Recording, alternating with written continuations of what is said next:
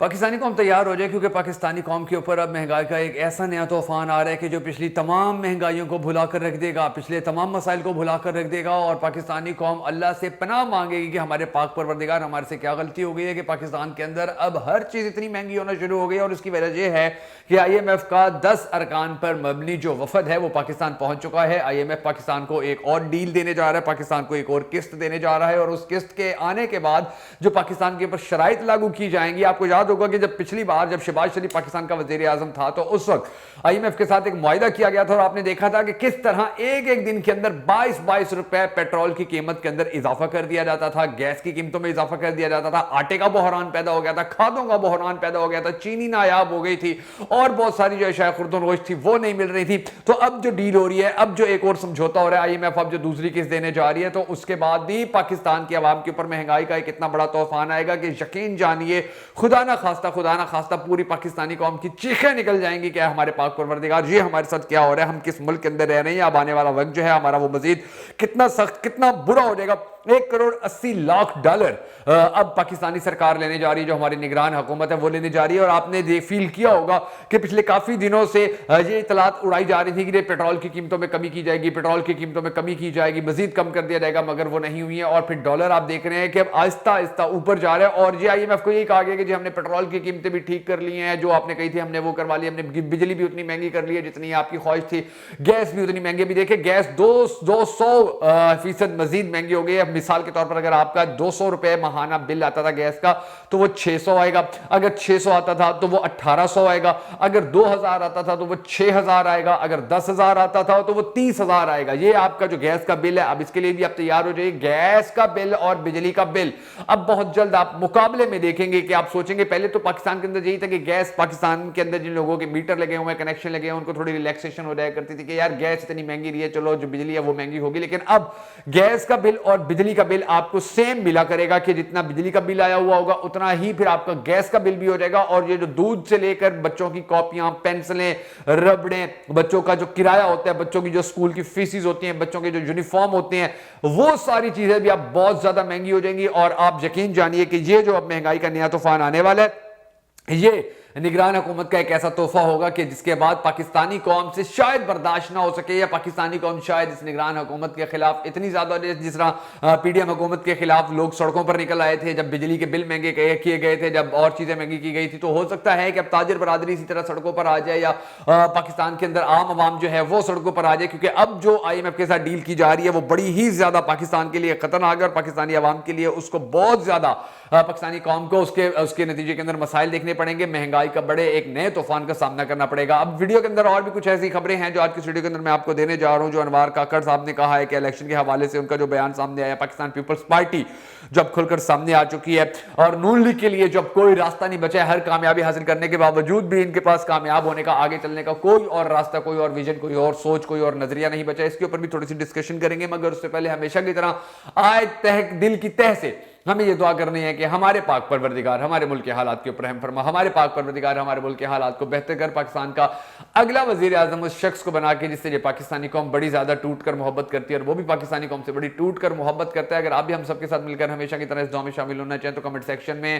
آمین ضرور لکھ دیجیے گا، کیونکہ آج پاکستان کو دعاؤں کی بڑی ضرورت ہے، اور اپنے ملک کے لیے ہم نے ہی سب سے زیادہ دعائیں کرنی ہیں۔ تو آپ نے کمنٹ سیکشن میں آمین ضرور لکھ دینا ہے۔ میں ہوں شکیل حیدر، اور آپ دیکھ رہے ہیں آپ کا موسٹ فیورٹ چینل بگا فیکٹس۔ ناظرین گرامی، یہ جو مہنگائی کا طوفان آنے جا رہا ہے، اور مہنگائی کے حوالے سے میں نے جو آپ کو بتایا ہے کہ یہ جو 1,80,00,000 سرکار ہماری لینے جا رہی ہے، اور اس کے بعد پاکستان کے اوپر نئی شرائط لاگو کر دی جائیں گی، نئی شرائط جو ہے وہ منظور کی جائیں گی۔ ابھی پچھلی شرائط جو ہیں ان میں سے بھی کچھ باقی رہتی تھیں، پھر وہ انہوں نے گیس مہنگی کر کے وہ پوری کرنے کی کوشش کی ہے۔ جو ٹیکس کلیکشن تھی وہ انہوں نے ڈبل ٹرپل حاصل کر لیا ہے ٹیکس کلیکشن کے اندر۔ یہ پاکستان کے اندر ایک مثبت خبر آئی ہے کہ پاکستان کی حکومت نے جو ٹیکس لینا تھا وہ ٹیکس ضرورت سے زیادہ، وہ ٹیکس ہدف سے زیادہ لے لیا گیا ہے، لیکن اس کے رزلٹ کے اندر پاکستانی قوم کو کچھ نہیں دیا گیا۔ اس لیے پاکستان کے ریزروز کے لیے تو یہ اچھی چیز ہے، لیکن پاکستانی عوام کے لیے یہ بڑی بری خبر ہے کہ پاکستانی عوام کو جو پیسہ حکومت کو پاکستانی عوام نے دیا وہ ریٹرن نہیں کیا گیا، وہ واپس نہیں کیا گیا۔ وہ کہاں گیا ہے؟ وہ ہمارے ڈپٹی کمشنر اور ڈی پی اوز کے لیے نئے ویگو ڈالے، 4x4 ڈالے لیے گئے ہیں، ان کو نئی پراڈو دی گئی ہیں، ان کے پیٹرول کے اندر اضافہ کیا گیا،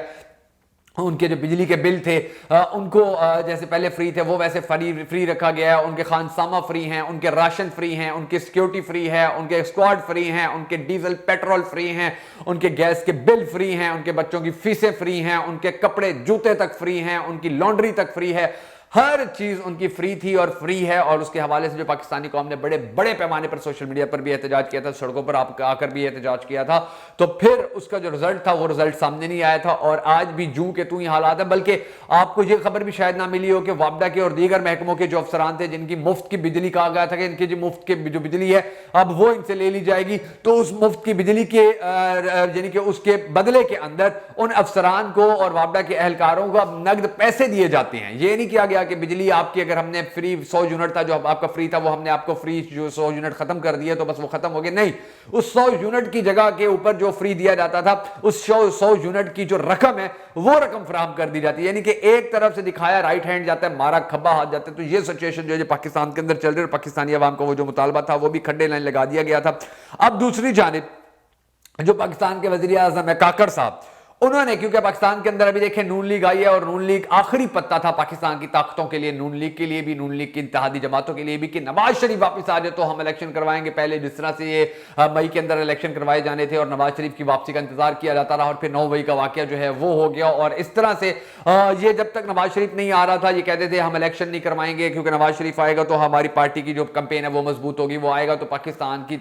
जो तरक्की है वो आसमान को छूना शुरू कर देगी, वो आएगा तो पाकिस्तान के मसाइल हल हो जाएंगे। अभी देखा आपने खबरें भी आती रही कि जैसे जी नवाज शरीफ पाकिस्तान आया डॉलर का रेट गिर गया, स्टॉक मार्केट जो है वो ऊपर जाना शुरू हो गया। मगर ये सिचुएशन सिर्फ चंद घंटों या चंद दिनों के लिए थी, सूरत हाल आज उससे भी ज्यादा गंभीर हो चुकी है, ज्यादा परेशान हाल हो चुकी है, ज्यादा परेशान कौन हो चुकी है। और सबसे ज्यादा परेशान हालत जो है वो इस वक्त नून लीग की है। नून लीग कामयाब होने के बावजूद भी, हर जगह हर डील कामयाब करने के बावजूद, हर समझौता कामयाब करने के बावजूद, हर जगह पर सिग्नेचर करने के बावजूद, बूट पाश चाटने के बावजूद, लोगों के कंधों पर बैठने के बावजूद वो आज भी बुरी तरह नाकाम है, वो आज भी अवाम के अंदर नहीं निकल पा रहे हैं। आप देखिए कि इनकी नाकामी का लेवल किस दर्जे पर पहुंचा हुआ है कि नवाज शरीफ की वापसी के बाद इनकी इतनी जुर्रत नहीं हुई है कि ये एक और जलसा कर लेते इस्तेकाम। हालांकि इन्होंने ऐलान किए हुए थे जी हम इस शहर में जलसा करेंगे, हम इस शहर में जलसा करेंगे, इस्तेकाम है। पाकिस्तान पार्टी ने भी अब अपनी हसलियत, अपनी औकात, अपना कैलिबर देख लिया कि उन्होंने भी एक जलसा किया लुधियाना के अंदर और उस जलसे के बाद अब उनकी भी ये जुर्रत नहीं हो रही है कि दूसरा जलसा कर लें। उन्होंने तो बाकायदा तौर के ऊपर लेटर जारी कर दिए थे कि जी हम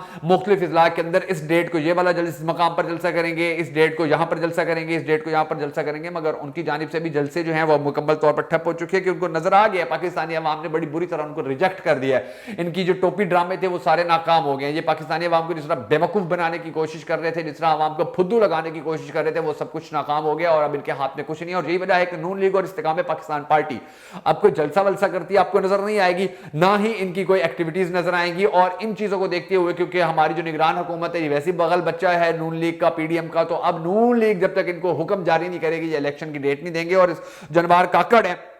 जिसका सबसे बुनियादी काम ये था, पहला काम ये था कि वो पाकिस्तान के अंदर 90 दिन के अंदर इलेक्शन हर सूरत करवाते। अब वो काकड़ साहब कहते नजर आते हैं कि जी इलेक्शन की डेट देना ही सारा आइन नहीं है। हालांकि सारा आइन ही इलेक्शन की डेट देना था कि इन लोगों को हुकूमत सौंपी ही इसी वजह से गई थी कि आप लोगों ने 90 दिन के अंदर इलेक्शन करवाने, तमाम तरह इंतजाम पूरे करवाने। और काकड़ साहब कहते नजर आते हैं कि जी ये